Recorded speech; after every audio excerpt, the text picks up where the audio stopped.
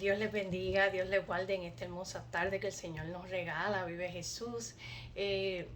Estaba pendiente de hacer este video, Vive Jesús, aleluya, porque eh, hay muchos versos, Vive Jesús, aleluya. En otra ocasión haré un video de solamente versos mal interpretados. Pero en esta ocasión quiero enfocarme en este porque lo vengo escuchando hace mucho tiempo y puedo ver que la iglesia tiene esto en confusión en su mente, pensando, ¿verdad?, de que si una vez somos salvos, la casa, ¿verdad? Cuando mi casa y yo serviremos a Jehová, pues somos salvos. Vamos a leer entonces estos cortos versos, Vive Jesús, aleluya, para explicar un poquito a qué en realidad se está refiriendo. Porque si nosotros lo miramos de ese punto de vista, y más adelante te vas a dar cuenta de lo que te hablo, vamos a tender a juzgar a nuestro hermano, a nuestro prójimo, porque no está haciendo un trabajo como debió haberlo hecho, o aún peor, vamos entonces a decir Dios es un mentiroso. Y ahí es cuando está el problema. Vamos a ver qué es lo que dice, vive Jesús, aleluya, en Josué capítulo 24, verso 15. Voy a leer solamente el final del verso, vive Jesús, que es lo que en realidad siempre dicen, no mencionan nada más. Aleluya, la palabra se lee es en el nombre de Jesús. Vive Jesús, dice al final, pero yo y mi casa serviremos a Jehová. Utilizan este verso para decir no lo que en realidad Dios nos quiere decir en la escritura, sino para decir mi casa y yo le vamos a servir al Señor por fe, y esa fe no nos la quita nadie. Nosotras las madres, los padres, ¿verdad? Y todos los que le servimos al Señor tenemos esa fe de que nuestros familiares, nuestros hijos van a llegar al Señor. En nuestra fe no hay quien nos la quite. Amén. Pero eso no quiere decir que la palabra me está haciendo una promesa, porque primero que nada, esto no está hablando absolutamente de eso, y para aún más dejarles saber, todo lo que está escrito en el Antiguo Testamento no fue para la iglesia de Jesucristo. La verdad fue que fue escrito con el pueblo de Israel y para el pueblo de Israel. Y aún más, las promesas y las situaciones que Dios les hacía a ellos, lo que les prometía en el Antiguo Testamento, vemos el cumplimiento en el Nuevo. Entonces hay cosas que en el Nuevo Testamento que sí nos competen, muchas de ellas, no todas, nos competen a nosotros. Hay algunas que tenemos que verificar bien cuando leemos, porque tampoco nos compete a nosotros, porque está respondiendo lo que se dijo en el Antiguo Testamento. Y no quiero que malentiendan de que yo no tomo en cuenta el Antiguo Testamento, sí lo uso como referencia para poder entender algunas cosas, ¿verdad?, del Nuevo Testamento, o viceversa. Si quiero entender algo nuevo, me voy al antiguo y ahí entiendo lo que Dios quiere hablar, pero no quiere decir que nos está hablando a nosotros. Pero vamos al punto, vive Jesús, aleluya. Dice, pero yo y mi casa serviremos a Jehová. Y usan este verso diciendo como que mis hijos y mi casa, todos le vamos a servir al Señor eventualmente, así va a acontecer, pero no es así. Vive Jesús, aleluya. Aquí, en realidad, de lo que está hablando Dios, Josué está ya terminando, dice que ya llegué a mi edad, ¿verdad? Ya todo terminó, estamos en lo último y demás. Desde el capítulo 23 les está dando consejos y les está recordando lo que aconteció con sus padres en el antepasado, cómo Dios los sacó con mano fuerte de Egipto, todas las maravillas y cosas hermosas que Dios hizo. Y les está exhortando, luego les dice en el 24 que no sigan los pasos de ellos. Actually, si tú lees el mismo verso 15, te das cuenta, y mira, lo voy a leer, dice, y si mal os parece servir a Jehová, escogeos hoy a quien sirváis. Si a los dioses a quienes sirvieron vuestros padres cuando estuvieron al otro lado del río, o a los dioses de los amorreos, en cuya tierra habitáis. O sea, en esa actualidad estaba en esa tierra. Y dice, pero yo y mi casa serviremos a Jehová. O sea, nosotros no podemos observar lo que pasa en el Antiguo Testamento como una promesa absoluta, porque no lo es. Por lo menos no lo es para nosotros. Vive Jesús, aleluya. Vamos a seguir al próximo verso. Vive Jesús, aleluya. Este se encuentra en Hechos, que lo usan muchísimo también, vive Jesús, aleluya, y lo sacan de su contexto. Vive Jesús, aleluya. Este se encuentra en Hechos capítulo 16, vive Jesús, aleluya. Vamos a empezar a leer desde el verso Vive Jesús, aleluya. 25.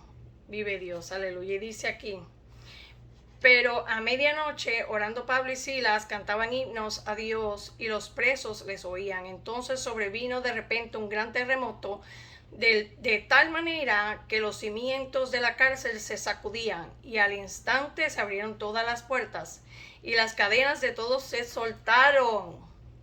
Vive Jesús, aleluya. Dice: despertando el carcelero y viendo abiertas las puertas de la cárcel, sacó la espada y se iba a matar. Preste atención, pensando que los presos habían huido. Mas Pablo clamó a gran voz diciendo: estamos aquí. Él entonces, pidiendo luz, se precipitó adentro y temblando se postró a los pies de Pablo y de Silas. Y sacándolos les dijo: señores, ¿qué debo hacer para ser salvo? Aleluya. Dice: ellos dijeron: cree en el Señor Jesucristo, y serás salvo tú y tu casa. Y le hablaron la palabra del Señor a él y a todos los que estaban en su casa. Y él, tomándolos en aquella misma hora de la noche, les lavó las heridas, y enseguida se bautizó él con todos los suyos. Aleluya. Si usted observa bien, cuando él está hablando, si usted observa bien lo que pasó aquí, y entendiendo la ley de Roma y como era en ese tiempo, todo lo que se vivía y se acontecía, y si usted lee el capítulo entero va a entender muchísimo mejor. Las leyes de Roma eran que si un carcelero dejaba que se escapara un preso, él tenía que pagar con su vida. Él iba a ser torturado y luego lo matarían. Y su tortura convenía de que su familia primeramente sería torturada y muerta, y luego él. Entonces, él, sabiendo esto, cuando aconteció todo lo que aconteció, él dijo: ¿qué debo hacer para ser salvo? Cuando Pablo y Silas le dijeron: estamos aquí, no te asustes, estamos aquí. Vive Jesús, aleluya. Fíjese cómo él le dice: se iba a lanzar sobre su espada, porque quería salir de esa ira que vendría sobre de él si algún preso se había escapado. De eso es que él se refiere cuando le dice a Pablo y a Silas: ¿qué debo hacer para ser salvo? Él no está pidiendo, él no está hablando aquí de la salvación que tú y yo recibimos cuando nos arrepentimos y nos convertimos a Cristo y somos lavados con su sangre y demás. Él no está hablando de eso. Vive Jesús, aleluya. Y por eso es que utilizan, que dice: cree en el Señor Jesucristo y serás salvo tú y tu casa. No, esto no es una promesa para nosotros tampoco. Aleluya. Y ni siquiera se trata de eso. Aquí él no se arrepintió ni de sus pecados, ni de reconoció a Jesucristo, nada de eso. Él aquí está pidiendo por su vida. A lo que él dice es: que debo hacer para ser salvo, es que debo hacer para que no me maten, para que no maten mi familia, porque eso es lo que le esperaba. A eso es a lo que se refería, vive Jesús. Entonces, por eso es que él sale y dice: cree en el Señor Jesucristo y serás salvo tú y tu casa. Y si usted se da cuenta, el apóstol Pablo no le había hablado absolutamente nada de Jesús todavía, solamente le dijo: cree en el Señor Jesucristo. ¿A qué se refiere? Oye, cree que Dios va a preservar tu vida y la de tu familia. Ninguno de los presos se ha escapado, están todos aquí.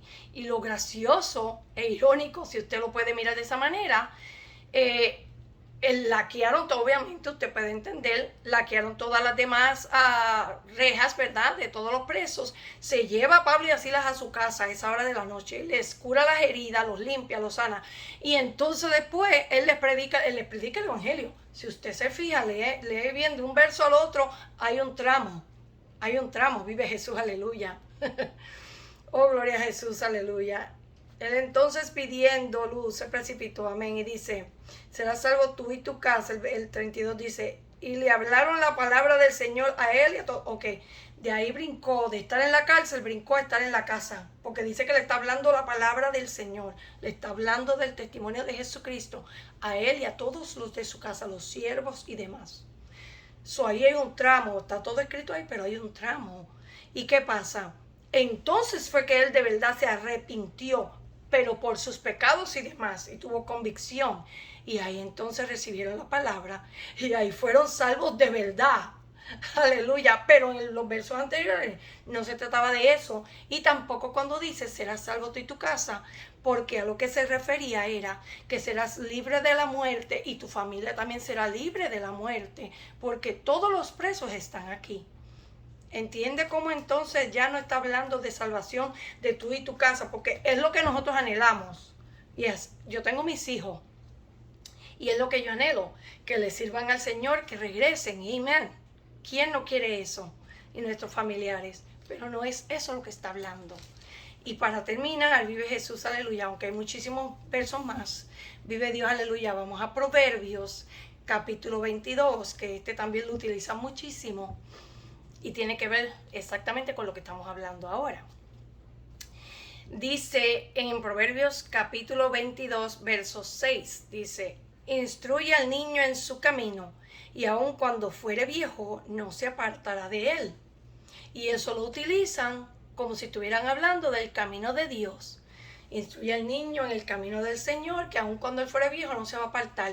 Y ahí es cuando se forma el problema de lo que yo le hablaba en el comienzo del video. Porque hay muchos casos, y tal vez mucha gente los ignoran, pero hay muchos casos de personas, cristianos, que han creado sus hijos en el Evangelio, sus hijos se descarrilan, se apartan en el camino y no le sirven al Señor y actually hasta mueren sin servirle al Señor. Entonces, ¿qué pasó ahí? Lo que entonces nosotros vamos a venir es a juzgar al hermano porque sus hijos están apartados, y entonces vas a decir, oye, no criaron esos muchachos bien en el Evangelio nada, porque mira, aquí hay promesa y esto aquí no es promesa para nosotros. Y es más, los proverbios son dichos sabios, nada más. Son dichos sabios, tenemos que leerlos y entenderlos de esa manera. Vive Jesús, aleluya, porque hay un ejemplo que hay. Dice, el que trabaja, si trabajas mucho, serás rico. Y el que no trabaja y es perezoso, será pobre. Y está aquí. Vive Jesús, aleluya. Más nosotros entendemos que no es realidad. Porque podemos ver mucha gente que son ricos y no dieron un tajo en la vida. Fueron herederos de sus padres. Y vemos mucha gente que son pobres y trabajan y trabajan y trabajan y todavía siguen siendo pobres. Se fija cómo no es en realidad, no es que usted lo va a coger y lo va a leer literalmente, porque son dichos sabios. Eso es lo que los proverbios, son dichos sabios. No son promesas absolutas y mucho menos para nosotros. Vive Jesús, aleluya, porque está todo en el Antiguo Testamento. Debemos entender la Escritura tal cual es. Amén. Y volviendo otra vez, decía, instruye al niño en su camino. Si nosotros leemos con el contexto en el capítulo 22, si lo leemos bien, entendiendo lo que Dios nos quiere hablar, vive Jesús, dice, instruye al niño en su camino, en el camino del niño, que aun cuando fuere viejo, no se apartará de él. O sea, en otras palabras, los niños, todos nosotros nacemos en el pecado. Nacemos en el pecado y somos necios en la niñez. Por eso es que tenemos que ser guiados y dirigidos. Porque no sabemos lo que estamos haciendo, pues somos niños, somos pequeños, no sabemos. Por ejemplo, usted le da 100, 200 dólares a un niño de 3, 4, 5 años, 6. ¿Y qué usted cree que va a hacer ese niño si usted no lo guía y lo encamina? Se va y se compra un montón de dulces y porquería, porque ¿qué pensamiento tiene un niño? Se fija a lo que Dios en realidad nos está hablando.